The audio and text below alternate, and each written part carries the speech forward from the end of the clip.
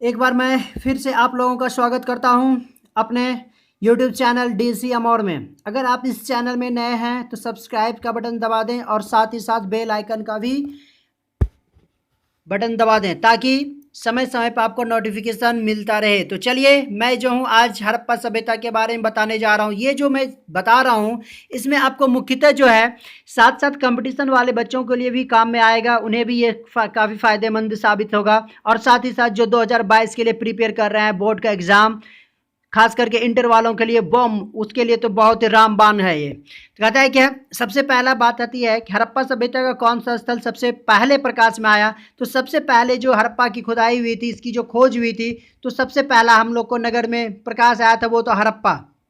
चूँकि इसकी खोज जो है दयाराम साहनी के द्वारा किया गया था। इन्होंने ही सबसे पहले दुनिया को बताया कि हड़प्पा सभ्यता नाम की कोई चीज़ जो है हमारे भारत में मिला हुआ है। नेक्स्ट क्वेश्चन है, हड़प्पा सभ्यता को किस युग में रखा गया है। तो हड़प्पा सभ्यता को जो है कांस्य युग में रखा गया है। क्यों रखा गया इसमें?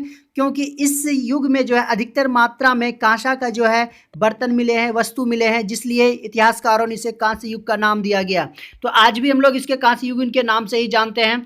हड़प्पा के उत्खननकर्ता कौन थे? कहता है हड़प्पा के उत्खननकर्ता दयाराम साहनी थे। यही दयाराम साहनी थे जिन्होंने क्या किया था, हड़प्पा की खोज की थी 1921 ईस्वी में। और इन्होंने ये बताया दुनिया को कि देखिए हमारे भी देश में, मतलब खास करके भारत में, चूंकि ये दयाराम साहनी भारत के थे, इसके पहले बहुत सारे ब्रिटिश इतिहासकार पुरातत्वविद ने हड़प्पा के बारे में खोज की, लेकिन उन्हें खास कामयाबी नहीं मिल पाई थी।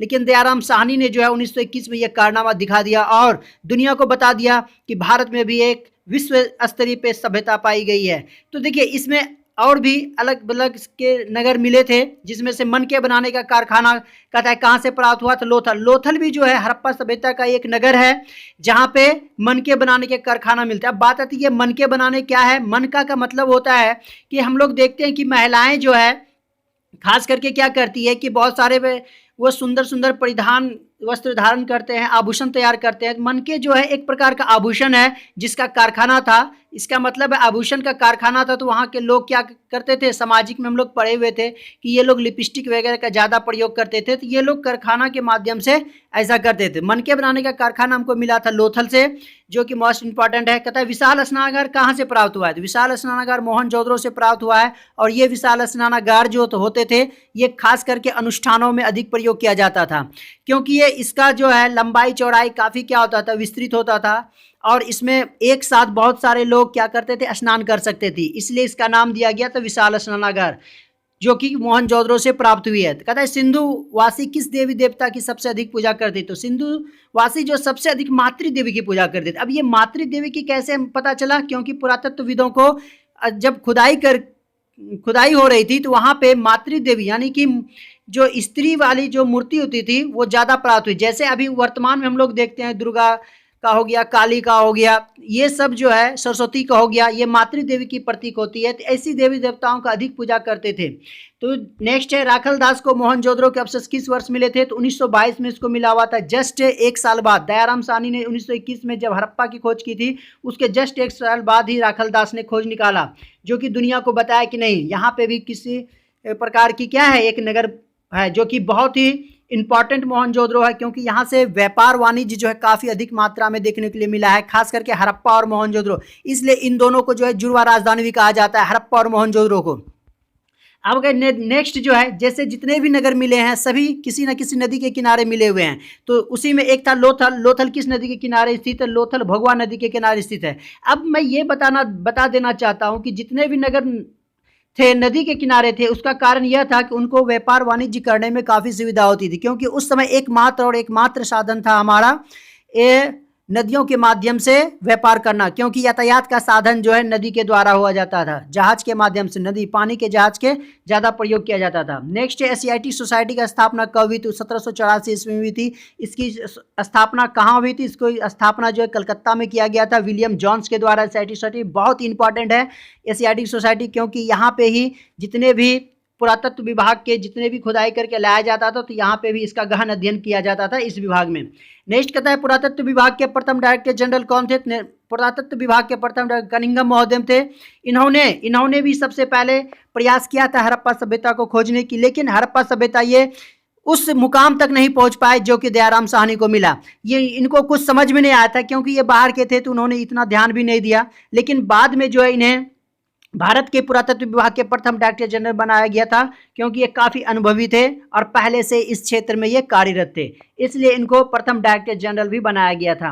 और कहता है कि नेक्स्ट है, पीट रिवर्स महोदय ने किस सिद्धांत को दिया था? तो इन्होंने स्तरीकरण का सिद्धांत दिया था, जो कि स्तरीकरण मतलब स्तर, अगर खुदाई की जाती है, खुदाई करने के दरमियान में क्या होता है कि स्तर बाय स्तर जो है कि वस्तु मिला करते हैं। तो जो वस्तु जितना ज़्यादा नीचे रहता है, मतलब नीचे वाले स्तर में अगर कोई वस्तु मिलता है तो वो ज़्यादा पुरानी कही जाती है। इसलिए बोला कि स्तरीकरण का सिद्धांत किसने दिया था? पीट रिवर्स महोदय ने। कार्बन 14 विधि कब और किसने प्रतिपादित की थी? कहा जाता है कार्बन 14 विधि जो है 1946 ईस्वी में जो है कि ये प्रतिपादित की गई थी। किसके द्वारा? BF लीवी के द्वारा। मोस्ट इंपॉर्टेंट क्वेश्चन है ये, क्योंकि 1946 में क्या हुआ था, एक जो है दुनिया के सामने नई कीर्तिमान स्थापित की थी BF लीवी ने। इन्होंने बताया क्या, कोई भी वस्तु कितनी वर्ष पुरानी है, तो वैज्ञानिक ढंग से इन्होंने बताया। वैज्ञानिक, क्योंकि ये रासायनिक शास्त्री थे जो कि अमेरिका से बिलोंग करते थे, तो इन्होंने बताया कि ऐसे अनुमान लगाने से बेहतर है कि इसको वैज्ञानिक रूप दिया जाए। इसलिए इन्होंने कार्बन 14 विधि की खोज की, जो कि दुनिया में एक प्रकार की क्रांति लाई, और सब इसी कार्बन 14 विधि का प्रयोग करते हैं और आज भी जो है इसी के द्वारा तिथि निर्धारण भी किया जाता है।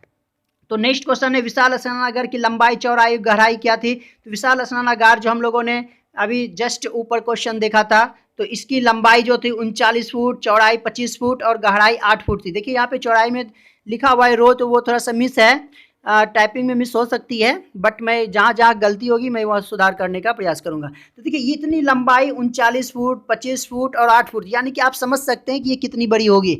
इसलिए अनुष्ठान में इसका अधिक प्रयोग किया जाता था, ताकि लोग एक साथ आए, यज्ञ हवन में शामिल हों और स्नान वगैरह करके उसमें आराम से उसको पूरा कर दिया जाए। तो नेक्स्ट है, पुरातत्व विभाग की स्थापना कब हुई थी? अभी जस्ट ऊपर हम लोगों ने देखा 1861 ईस्वी में इसकी विभाग की स्थापना हुई थी, जिसके प्रथम डायरेक्टर हम लोगों ने देखा कनिंघम महोदय थे। मोहनजोदड़ो किस नदी के किनारे है? सिंधु नदी के किनारे है। तो जितने भी नगर मिले हैं, मैं पहले ही बता चुका हूँ, सभी नदियों के किनारे बसे हुए हैं, क्योंकि इनको व्यापार करने में एक जगह से दूसरे जगह में आसानी होती थी, क्योंकि यातायात के एकमात्र उत्तम साधन उस समय यही था। क्या चीज़ था? नदियों के माध्यम से किया करते थे ये लोग। नेक्स्ट क्वेश्चन कहता है, हड़प्पा सभ्यता भारत के किस भाग में विकसित हुई? तो हड़प्पा सभ्यता पश्चिमोत्तर भाग में हुई थी।